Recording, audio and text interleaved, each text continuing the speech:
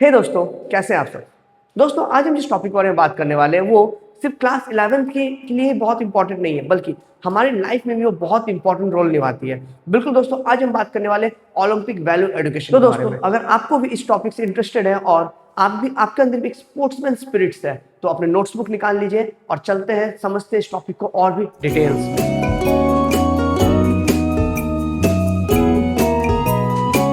दोस्तों, आज हम लोग इस टॉपिक में कवर करने वाले हैं एंसेंट ओलंपिक के बारे में, मॉडर्न ओलंपिक के बारे में, इनकी हिस्ट्री के बारे में, कब हुआ था, कहाँ से स्टार्ट हुई थी, किसने किया था स्टार्ट, इसके रूल एंड रेगुलेशंस के बारे में कि इनकी रूल्स क्या है ओलंपिक्स की, किस तरह से कौन से रेगुलेशन से फॉलो करती है उसके बारे में, आईओसी, आईओए एंड एनओसी क्या है, इसकी काम क्या है, इन सब चीज के बारे में हम इस वीडियो में डिस्कस करेंगे। दोस्तों, भले ही आज के टाइम पर ओलंपिक एक बहुत बड़ी स्पोर्टिंग इवेंट है या फिर इसे बहुत बड़े स्पोर्टिंग इवेंट के नाम में जानते हैं, बट इसकी शुरुआत भी एक छोटी सी शहर के एक छोटी सी गेम से हुई थी, जहां पे कुछ specific games like boxing, wrestling या फिर चैरियट रेस जैसी गेम्स से स्टार्ट की गई थी। बट आज ओलंपिक एक बहुत बड़ी स्पोर्टिंग इवेंट है और हर एक प्लेयर का सपना होता है वो कभी ना कभी एक ओलंपिक गेम से पार्टिसिपेट करे और अपनी कैरियर दोस्तों करे। हम लोग बात करते हैं एंसेंट ओलंपिक के बारे में। मैंने आपको पहले ही बताया था पिछले वीडियो में भी कि मैं अभी सिर्फ जो आपके एग्जाम्स में जो टॉपिक्स आएंगे मैं डायरेक्ट उसके बारे में बात करूंगा, कोई भी एक्स्ट्रा ना, ताकि आपको एग्जाम्स की प्रिपरेशन के लिए कोई भी दिक्कत ना हो। ठीक है, तो सबसे पहले बात करते हैं एंसेंट ओलंपिक की। तो एंसेंट ओलंपिक कब स्टार्ट हुई थी? तो ये स्टार्ट हुई थी 776 बीसी में। ठीक है, एंसेंट ओलंपिक 776 बीसी में स्टार्ट हुई थी, 776 बीसी में आई थी। ठीक है, और ये कहाँ पे आई थी, किस जगह पे स्टार्ट हुई थी? तो स्टार्ट हुई थी ग्रीक में। ठीक है, ग्रीक की जो जगह है उस जगह का नाम क्या था? ओलंपिया। ठीक है, ओलंपिया नाम के गांव से ये स्टार्ट हुई थी। ठीक है, क्यों मनाया जाता था इसे? तो ये मनाया जाता था गॉड जेउस, GUES। ठीक है, गॉड जेउस के सम्मान में। ठीक है, गॉड जेउस के सम्मान में ये ओलंपिया गेम, मतलब ओलंपिक गेम मनाया जाता था। कहाँ मनाया जाता था? ओलंपिया में मनाया जाता था। और कब मनाया जाता था? तो ये 776 बीसी में स्टार्ट किया था। किसने स्टार्ट किया था? तो गॉड जियोस जो है उसके जो बेटे थे हरक्यूलिस, उन्होंने इसे स्टार्ट किया था। उस वक्त क्या किया गया था दोस्तों? ओलंपिक को एक स्पोर्टिंग इवेंट के तौर पे इंट्रोड्यूस किया गया था सबके सामने। ठीक है, और उस वक्त इसमें कुछ चुनिंदा गेम्स ही होते थे, जैसे कि जो गेम होती थी वो होती थी रेसिंग होती थी, बॉक्सिंग होती थी, जैवलिन थ्रो,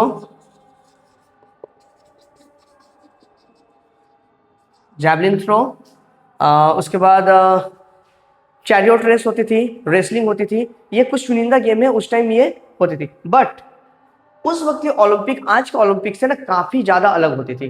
कि उस वक्त क्या होती थी, जैसे अभी की बॉक्सिंग होती है उस तरह की ना तो उस टाइम बॉक्सिंग होती थी, ना ही उस टाइम की रेसिंग होती थी, ना ही उस टाइम की चैरियट रेस या फिर जैवलिन थ्रो ये होती थी। उस वक्त भी जो ओलंपिक्स होते थे वो क्या होता था, हर 4 साल में एक बार ओलंपिक गेम्स होता था। और अभी भी क्या होता है कि हर 4 साल में एक बार ओलंपिक गेम होती है। ठीक है, अब बात करते हैं कि उस वक्त के रूल एंड रेगुलेशंस क्या क्या थे। अगर हम इसके रूल्स की बात करें तो उस टाइम क्या थी, कुछ रूल्स होती थी एंसेंट ओलंपिक की। तो जो पहली रूल्स थी वो क्या थी कि नो आउटसाइडर्स। ठीक है, sorry, no outsider, no outsider allowed. ठीक है, कोई भी आउटसाइडर अलाउ नहीं होते थे, यानी जितने भी बंदे खेलने आएंगे वो कहाँ के होने चाहिए थे? तो वो ग्रीक के ही होने चाहिए थे। अदरवाइज कोई अगर बाहर के बंदे रहे ग्रीक के अलावा तो वो पार्टिसिपेट नहीं कर सकते थे। इसके अलावा वो क्या होता है, फिजिकली फिट। ठीक है, फिजिकली फिट होने चाहिए। जितने प्लेयर्स खेलने के लिए आएंगे वो सारे प्लेयर्स क्या है, फिजिकली फिट होने चाहिए। थर्ड, नो वोमेन अलाउड, कोई भी वोमेन्स को उस वक्त अलाउड नहीं किया जाता था एंसेंट ओलंपिक में। ये थी मेजरली 3 रूल्स एंसेंट ओलंपिक्स की। अब हम लोग बात करते हैं ओपनिंग सेरेमनी के बारे में कि ओपनिंग सेरेमनी कैसे होता था, क्या होता था और ओपनिंग सेरेमनी क्या है। ओपनिंग सेरेमनी की बात किया जाए तो उस वक्त क्या होता था, ओपनिंग सेरेमनी में जो भी प्लेयर्स आते थे, ठीक है, जो पहले की बात तो जितने प्लेयर्स आते थे उनको गेम्स एरिया में 1 महीना पहले पहुंच जाना पड़ता था। जैसे अगर आज ओलंपिक गेम स्टार्ट होने वाली है तो 1 महीने पहले सारे प्लेयर्स वहां पे पहुंच जाएंगे। इसके अलावा जितने भी प्लेयर्स हैं, पार्टिसिपेंट्स जितने भी है, उनके जो फैमिली मेंबर्स हैं, ठीक है, all family member must present in the game area, ठीक है। यानी जितनी भी पार्टिसिपेंट है या फिर जितनी भी प्लेयर्स वहाँ पे खेलने के लिए, उनके जो भी फैमिली मेंबर्स हो, मम्मी पापा भाई बहन दादा दादी मौसा मौसी, सबको वहाँ पे प्रेजेंट रहना जरूरी है, ठीक है। इसके अलावा अगर ओलंपिक्स मतलब गेम्स के दौरान अगर क्राउड में से किसी एक ने भी बोल दिया कि भाई इस बंदे को नहीं खिलवाना है, ठीक है, तो वो बंदे को वहां से डिस्क्वालीफाई कर दिया जाता था, ठीक है। ये होता क्या था कि अगर कोई क्रिमिनल हो या फिर बोल सकते हैं किसी के साथ कोई क्रिमिनल केस हो या फिर किसी के साथ किसी बनता नहीं हो या फिर कोई व्यक्ति ऐसा हो जो अच्छे नहीं हो बाय बिहेवियर्स, तो उन्हें डिस्क्वालीफाई कर दिया था। तो उसे पहचाने कैसे, तो अगर क्राउड में से किसी ने भी बोल दिया, ठीक है, कि इस बंदे को नहीं खेलने देना है, तो वो बंदे नहीं खेलेंगे, यानी उस पार्टिसिपेंट को एट अ टाइम वहां से डिस्क्वालीफाई कर देता था। तो यहाँ पे हम लोग ऐसे लिख सकते हैं, someone complain about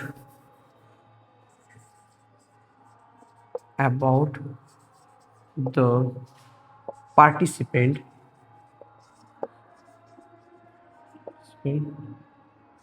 in that case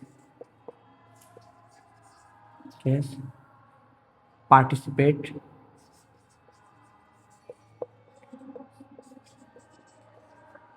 must be disqualified।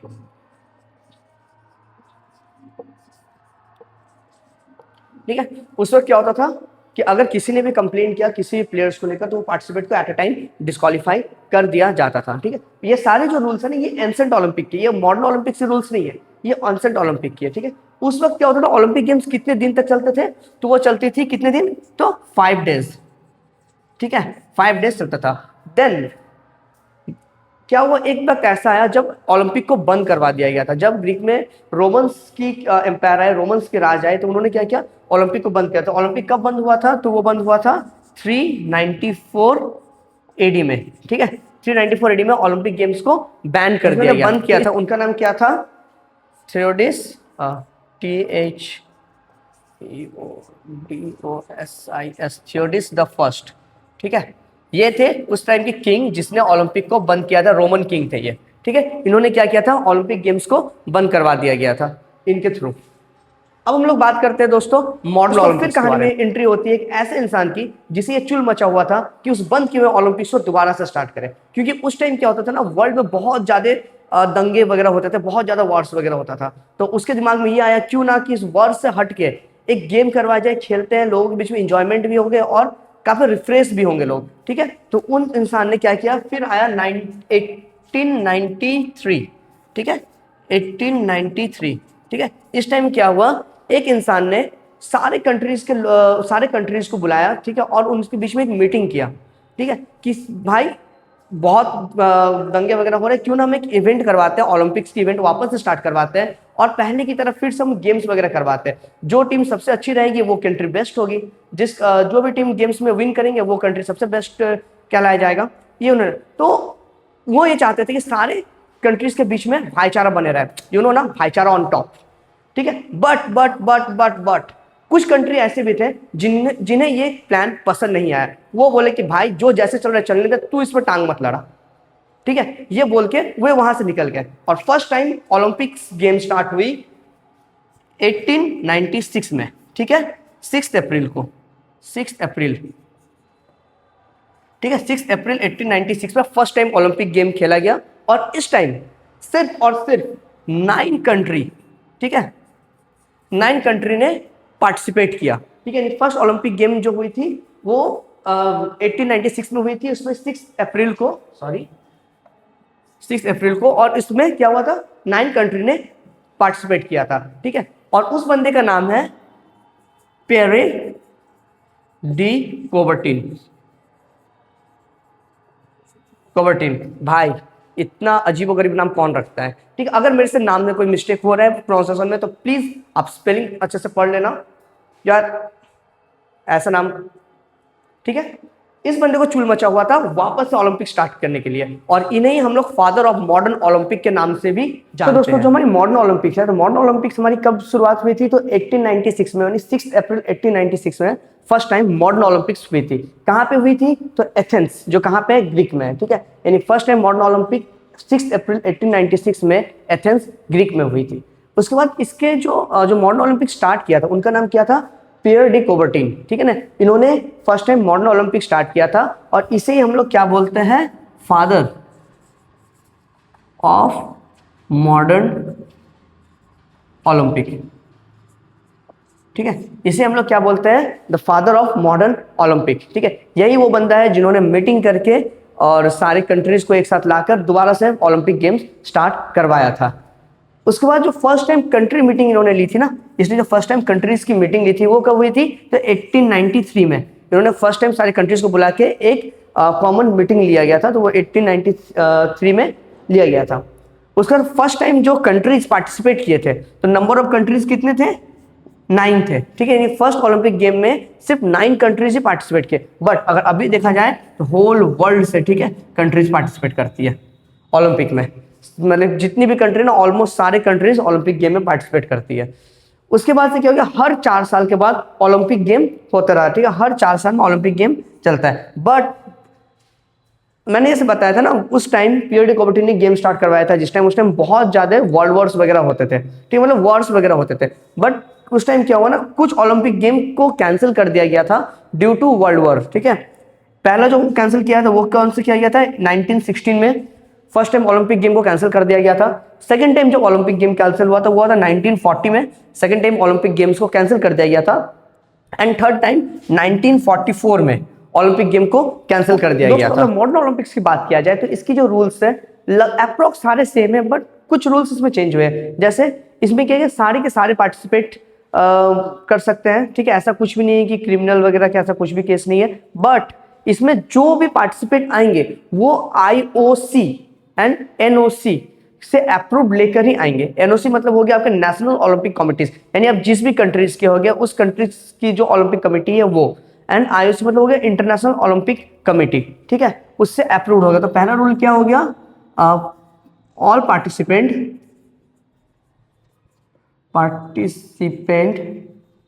Must be approved by IOC and NOC, ठीक है। अगर IOC की बात किया जाए तो इसका फुल फॉर्म क्या हो गया? International Olympic committee. And NOC की बात किया जाए तो NOC का फुल फॉर्म क्या हो गया? नेशनल ओलंपिक कमेटी, ठीक है। इसके थ्रू अप्रूव्ड होना चाहिए। विदाउट IOC या फिर NOC के अप्रूवल की किसी पार्टिसिपेंट को ओलंपिक में पार्टिसिपेट करने नहीं मिलेगा, ओलंपिक खेलने के लिए नहीं मिलेगा। एंड एक और नाम आप यहाँ जान लो, ठीक है, IOA। ये क्या होगी? हमारी इंडिया की जो NOC है, ठीक है, उसको हम लोग किस नाम से जानते हैं? IOA के नाम पे। इसका फुल फॉर्म क्या हो गया? इंडियन ओलंपिक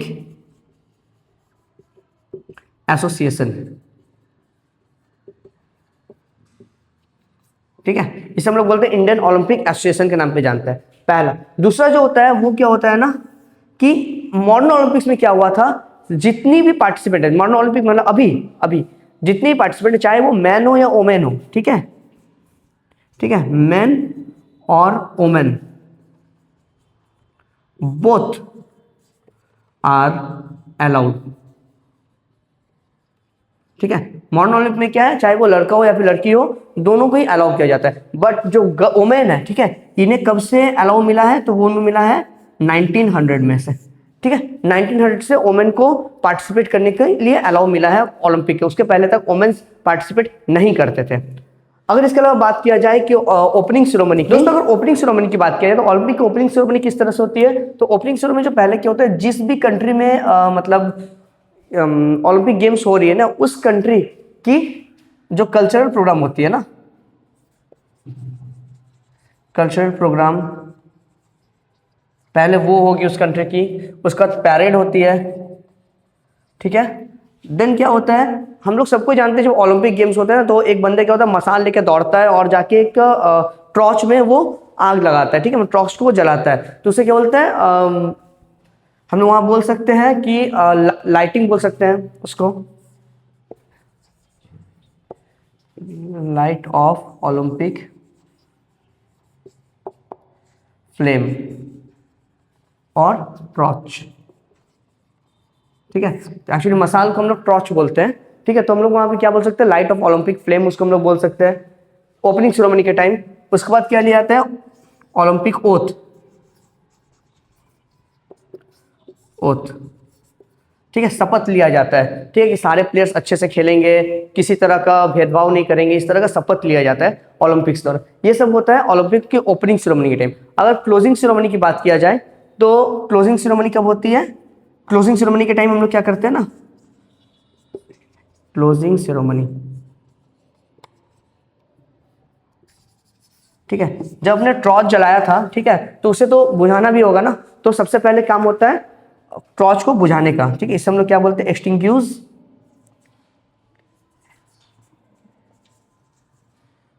द फ्लेम, ठीक है, टॉर्च को बुझाते हैं और क्या करते हैं ना, सभी कंट्रीज मिलके, हम लोग सबको पता है गेम्स के बाद क्या करते हैं, हम लोग सब में आपस में मिलकर मस्ती वगैरह करते हैं, तो सबको आपस में इकट्ठा होते हैं, तो उसको क्या बोलते हैं, सेलिब्रेशन ऑफ यूनिटी उसको बोला जाता है। क्या बोला जाता है, सेलिब्रेशन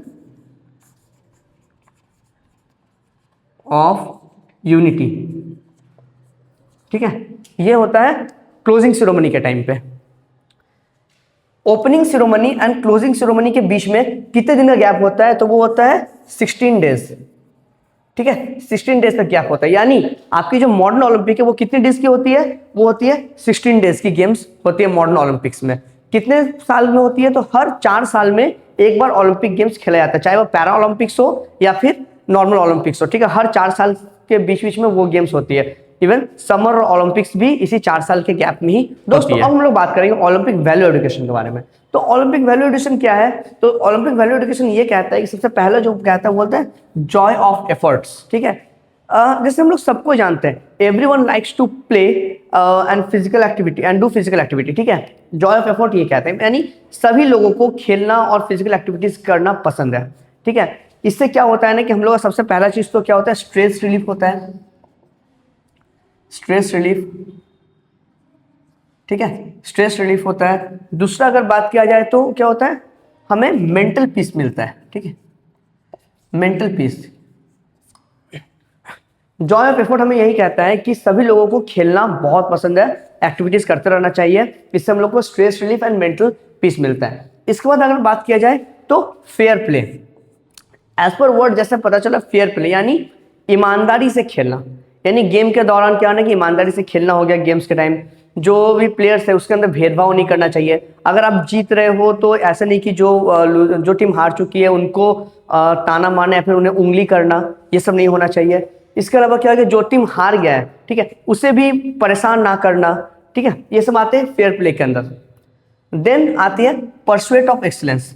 दोस्तों परसुएट ऑफ एक्सीलेंस, परसुएट का मतलब क्या होता है ना, पीछे भागना, ठीक है, परसुएट ऑफ एक्सीलेंस। आपने वो मूवी देखा है क्या, all is well, 3 idiots. 3 idiots में बाबा रणछोड़ दास कहते थे ना कि एक्सीलेंस के पीछे भागो, सक्सेस के पीछे नहीं, सक्सेस तो झक मार के पीछे आएगी। तो वही चीज है परसुएट ऑफ एक्सीलेंस, ठीक है, कि आपको एक्सीलेंस के पीछे भागना है, सक्सेस झक मार के आपके पीछे आएंगे।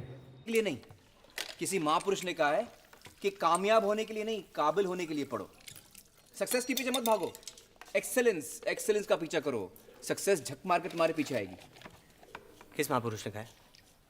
बाबा रणछोड़ दास। ठीक है, यानी आपको क्या करना है ना कि आपको अपने को कैसे बेहतर बनाना है उस पर ध्यान देना है। ये नहीं कि हमें गेम जीतने के लिए या फिर कुछ भी फॉलो करें, वो नहीं। हम लोग सक्सेस बढ़ने के लिए हमें क्या करना है, वो खुद के अंदर अच्छाई लाना चाहिए, ये बताती है परसुएट ऑफ एक्सीलेंस। उसके बाद क्या है, रेस्पेक्ट ऑफ अदर।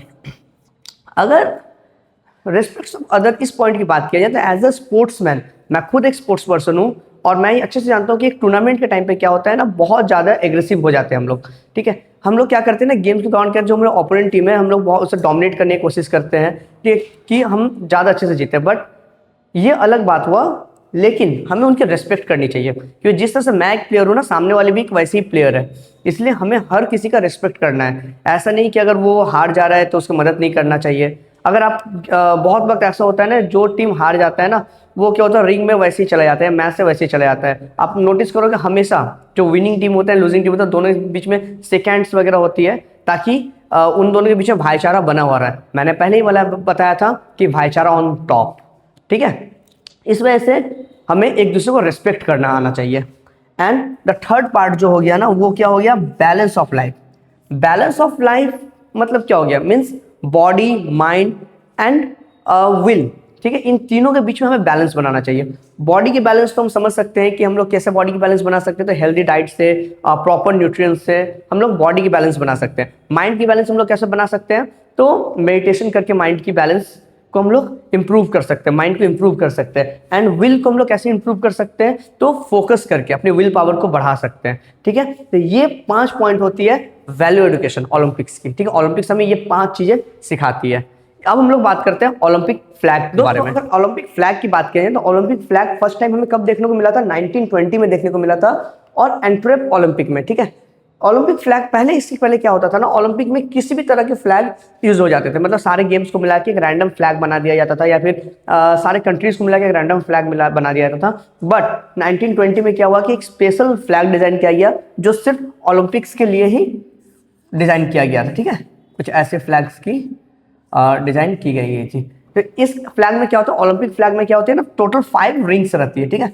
ऐसे 5 रिंग होती है, ठीक है। जो सारे रिंग है वो एक दूसरे से इंटरकनेक्टेड होता है। ये 5 रिंग्स है, ये 5 रिंग्स क्या रिप्रेजेंट करती है, हमारी 5 कंटिनेंट्स।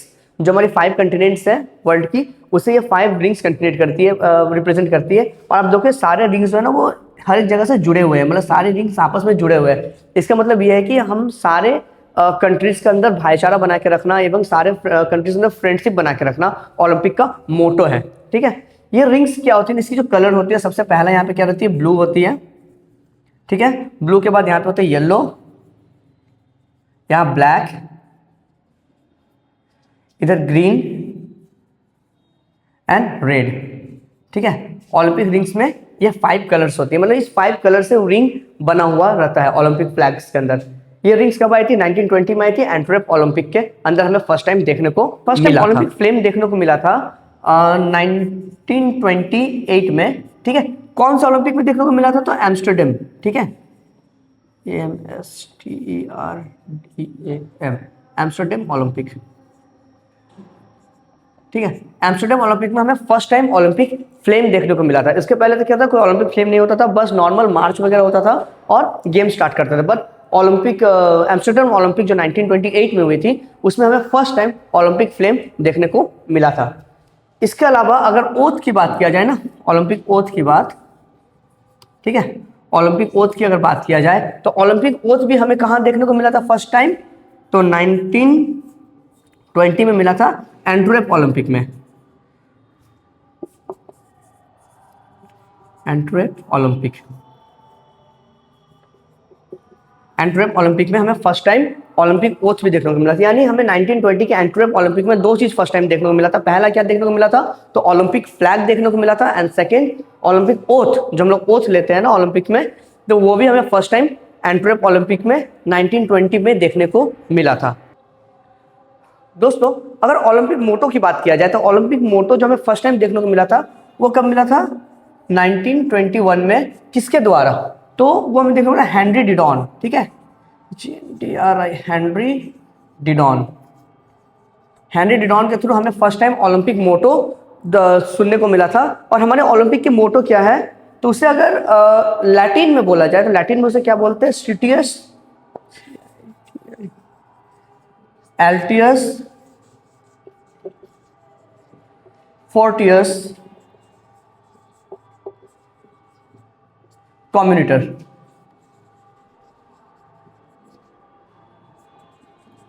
ठीक है। तो लैटिन में इसे क्या बोला जाता है, स्टिटियस एल्टियस फोर्टियस कम्युनिटर, ठीक है। अगर इसे इंग्लिश में बोला जाए, तो हम लोग क्या बोलेंगे, स्टिटियस का मतलब हो गया faster, strong, higher, stronger and together. ठीक है, ये हो गया इंग्लिश में हमारे ओलंपिक की जो मोटो है उसके meaning, faster higher stronger together. जो कॉम्बिनेटर एंड टुगेदर है ये रिसेंटली ऐड हुई है, इसके पहले तक क्या मोटो था हमारा, सीटीएस एलटीएस फोर्टियस, यानी फास्टर्स हायर एंड स्ट्रॉन्गर। ठीक है, ये हमारी ओलंपिक की मोटो है। अगर हम वैल्यू ऑफ एजुकेशन की बात करें तो वैल्यू ऑफ एजुकेशन क्या है, फ्रेंडशिप, रेस्पेक्ट एंड एक्सलेंस। यानी ओवरऑल मैंने अभी तक जितनी कुछ ही पढ़ाया उसकी सीधी सीधी अगर बात किया जाए तो ओलंपिक हमें क्या सिखाता है, दोस्ती करना सिखाता है, यानी भाईचारा सिखाता है हमें। दूसरा रेस्पेक्ट सिखाना, यानी एक दूसरे को रेस्पेक्ट करना सिखाता है। और तीसरा क्या है कि एक्सलेंस सिखाता है। ठीक है, कि हमें किस तरह से अपने आप को और बेहतर बनाना है।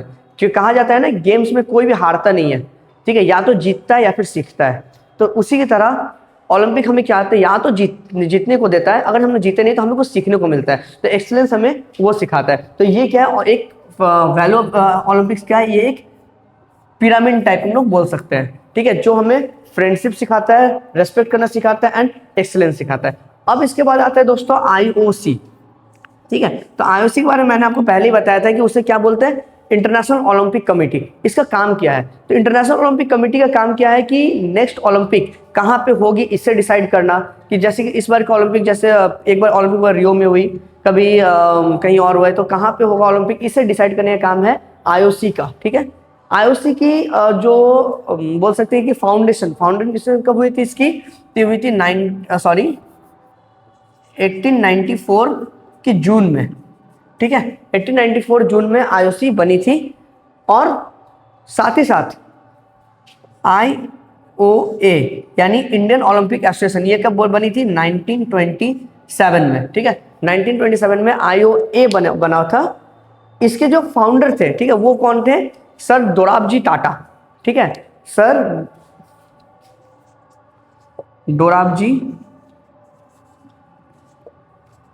दोराबजी टाटा। ठीक है, सर दोराबजी टाटा जो थे वो आईओए के फाउंडर थे। ठीक है, आईओए का काम क्या है कि जो भी कमिटी इंडिया से सिलेक्ट होकर जाएंगी ओलंपिक के लिए, उनकी प्रॉपर रूल एंड रेगुलेशन समझाना, उनको प्रॉपर ट्रेनिंग देना और इंडिया से बेस्ट प्लेयर्स को सिलेक्ट करके इंटरनेशनल ओलंपिक के लिए भेजना, ये काम होता है आईओए का। आईओसी का काम क्या होता है, मैं फिर से बता दूं कि ओलंपिक कब होगी, कहाँ होगी, किस जगह पे होगी, इसे डिसाइड करना पहला काम होता है। दूसरा काम होता है कि अभी जो ओलंपिक चल रही है वो ओलंपिक जितनी गेम्स है वो प्रॉपर रूल एंड रेगुलेशन से हो रही है या नहीं, इसे भी देखने का काम किसका है, तो इसे भी देखने का काम है आईओसी की, इंटरनेशनल ओलंपिक कमेटी की। इसके अलावा जितने भी प्लेयर्स है, प्लेयर्स के अंदर डोपिंग कर रही है कि नहीं, वो मतलब जो प्लेयर्स खेलने आ रहे हैं वो किस तरह के स्टेरॉइड्स वगैरह ले रहे हैं या नहीं ले रहे हैं, उसे चेक करना। और अगर कोई ले रहा है तो उसे एट अ टाइम डिस्क्वालीफाई करना, ये सब काम भी किसका है, आईओसी का ही काम है। ठीक है, ये क्या करते हैं ना, जितनी प्लेयर्स हैं उनकी यूरिन सैंपल्स लेकर उन्हें चेक करते हैं, और जितनी भी डोपिंग्स हैं वो डोपिंग्स करने। जब मैं आपको डोपिंग की चैप्टर पढ़ाऊंगा तब मैं उसको और डिटेल्स में क्लियर करूंगा कि डोपिंग की टेस्ट कैसे किया जाता है, इस चीज़ के बारे में। ठीक है दोस्तों, तो दोस्तों अगर आपको वीडियो पसंद आया हो तो प्लीज़ वीडियो को लाइक कर दें। जितने भी स्टूडेंट्स हैं क्लास 11th की और उनकी चैप्टर्स में आने वाली है ओलंपिक वैल्यू एजुकेशन, तो उनकी ये सारी वीडियो शेयर कर दो ताकि उनके किसी भी तरह की प्रॉब्लम्स ना आए। इसके अलावा दोस्तों मैंने कुछ सिलेक्टेड क्वेश्चन मैंने अलग करके रखा जो बार बार एग्जाम्स में रिपीटेड होते हैं, तो मैं क्या करूँगा, सारे क्वेश्चंस की एक वीडियो बना के अपलोड कर दूंगा। इसलिए आप वीडियो को, इस चैनल को सब्सक्राइब करके रखो और बेल आइकन को ऑल पे सेट कर देना, ताकि आपको सबसे पहले वो सारे क्वेश्चंस मिल जाए, ताकि आपके एग्जामिनेशन में किसी भी तरह की कोई भी दिक्कत ना आए। और साथ ही साथ आप कमेंट सेक्शन में ये जरूर बताना कि आपको किसी तरह का प्रॉब्लम है, डाउट है, तो कमेंट सेक्शन में मुझे मेंशन कर दो, ताकि मैं जितनी जल्द से जल्द हो सकूं आपके एग्जाम के पहले आपके सारे डाउट्स को क्लियर कर सकूं। तब तक के लिए दोस्तों keep studying and keep playing. जय हिंद।